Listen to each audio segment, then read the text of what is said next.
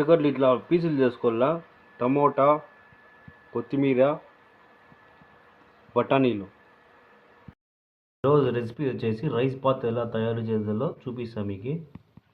Rice బాత్కి కావాల్సిన పదార్థాలు: తరిగిన ఉల్లిపాయలు, తరిగిన టమోటా, తరిగిన కొత్తిమీర, అలాగే బఠానీలు, అల్లం వెల్లుల్లి పేస్టు, కారపొడి, అలాగే ఉప్పు, పసుపు, అలాగే చెక్క, యాలకులు. స్టవ్ ఆన్ చేసుకుని కడాయి పెట్టాలా. 5 స్పూన్ల నూనె ఇలా. మొదటిగా ఆనియన్ ఆయిల్ హీట్ ఎక్కిన తర్వాత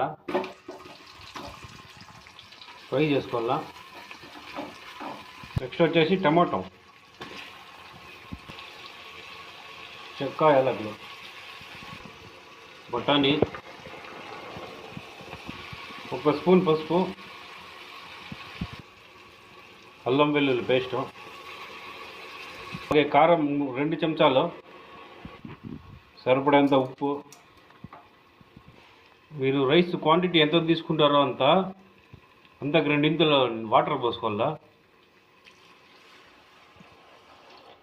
నేనైతే ఈ గ్లాసులో తీసుకున్నాను రైసు.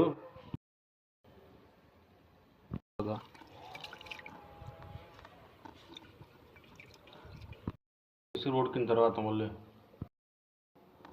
బియ్యం అనేవి వేసుకునేయచ్చు.